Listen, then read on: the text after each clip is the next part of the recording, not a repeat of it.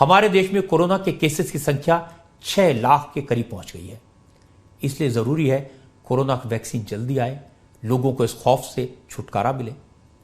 बड़ी बात यह कि वैक्सीन तो जब आएगा तब आएगा, लेकिन कोरोना से बचने का नुस्खा स्वामी रामदेव ने तैयार कर लिया है और अब ये बाजार में मिल भी जाएगा, उपलब्ध होगा।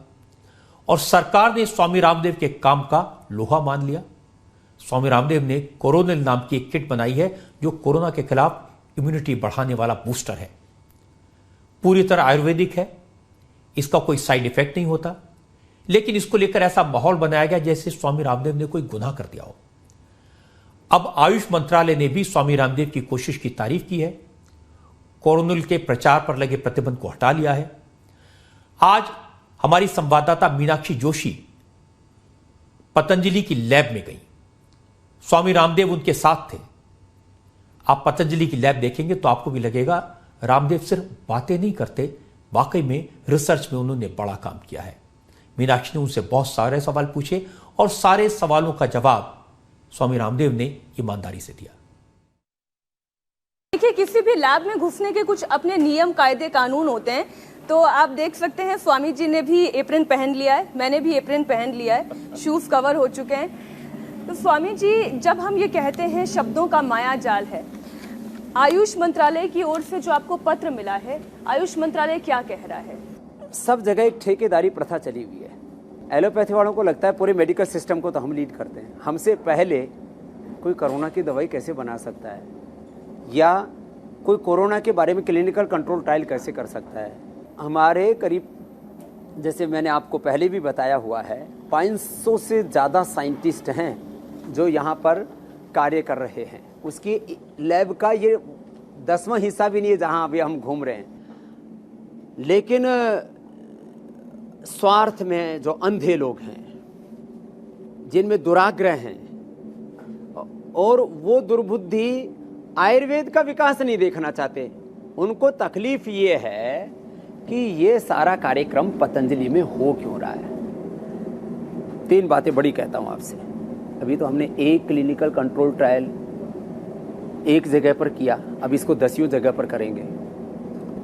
अभी तो ऐसे एक कोरोना के बारे में नहीं, अभी तो ब्लड प्रेशर के बारे में हमारा एनिमल ट्रायल पूरा हो चुका है,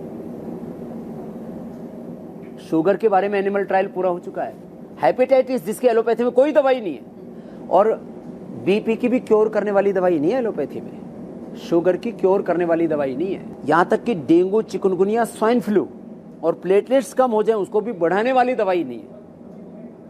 अब ये तो एक धमाका हुआ है, इनको एक सत्य का पता लगा है, आयुर्वेद की एक ताकत का पता लगा है। आयुष मंत्रालय ये कह चुका है कि आप इसे मार्केट में ला सकते हैं, मैं ठीक हूँ? हाँ बिल्कुल, अब सारे देश में ये दवा जाएगी।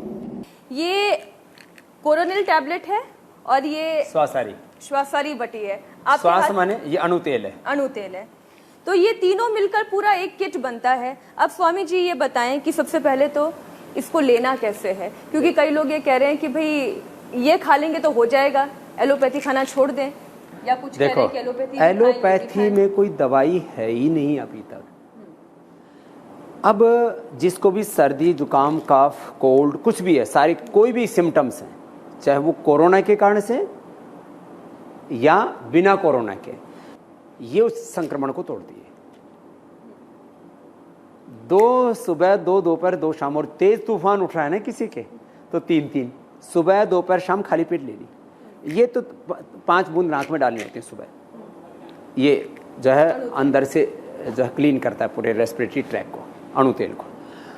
अब ये तो इस तरह के सिम्टम्स को, बाकी लंग, रेस्पिरेटरी को, पूरे नर्वस सिस्टम को, पूरी इम्यूनिटी को बूस्ट करने के लिए श्वासारी तो रेस्पिरेटरी को, और ये पूरी बॉडी की इम्यूनिटी को बूस्ट करके और कोरोना से लड़ने की ताकत देते हैं।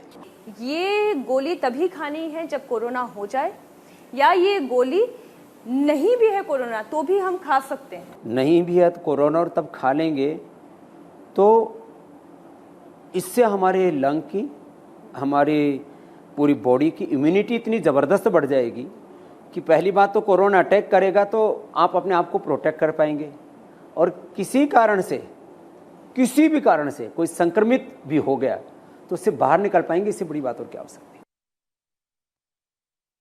यह सही है कि दुनिया में किसी भी वैक्सीन के लिए अमेरिका और यूरोप की क्रेडिबिलिटी ज्यादा है। वहां की कंपनियां जिस तरह का माहौल बनाती हैं, उनकी जिस तरह की रेपुटेशन है, उससे सबको लगता है कि वो ज्यादा ऑथेंटिक है। हमारी चिकित्सा पद्धति पर, आयुर्वेद पर लोगों का ऐसा विश्वास नहीं है। इसलिए हमारे यहां भी ज्यादातर लोग अमेरिका और यूरोप की कंपनियों को फॉलो करते हैं, उन पर ज्यादा भरोसा करते हैं।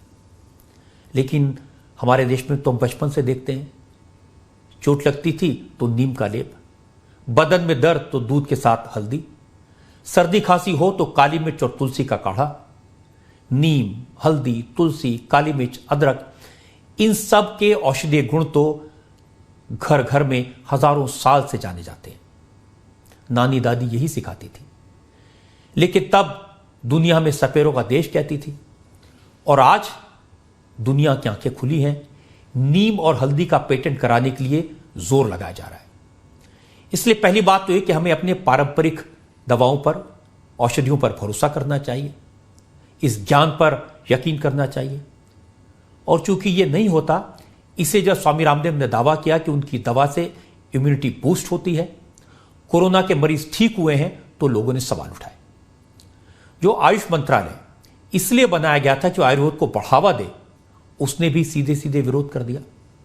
हालांकि बाद में गलती सुधारी। आयुष मंत्रालय ने माना कि स्वामी रामदेव ने कोविड मैनेजमेंट की दिशा में अच्छा काम किया है। मैं इतना कहना चाहता हूं कि स्वामी रामदेव ने यह दवा बना के, यह रास्ता निकालकर कोई गुनाह नहीं किया, किसी को लूटा नहीं। अपने देश के लोगों के लिए अपनी पद्धति से कोरोना से बचने का रास्ता ढूंढा, रिसर्च की, एक कोशिश की। यह दवा कितनी कारगर होगी समय बताएगा, लेकिन इसको लेकर रामदेव पर सवाल खड़े करना ठीक नहीं है। क्योंकि रामदेव ये कहते हैं कि योग से और हमारे यहाँ के पारंपरिक तुलसी, गिलोय, अदरक जैसी चीज़ों से जो औषधियाँ बनती हैं, उनसे इम्यूनिटी बढ़ती है और उससे कोरोना कंट्रोल होता है। मैं तो मानता हूँ कि अंततः आयुर्वेद और योग इस देश को निरोगी बनाएंगे।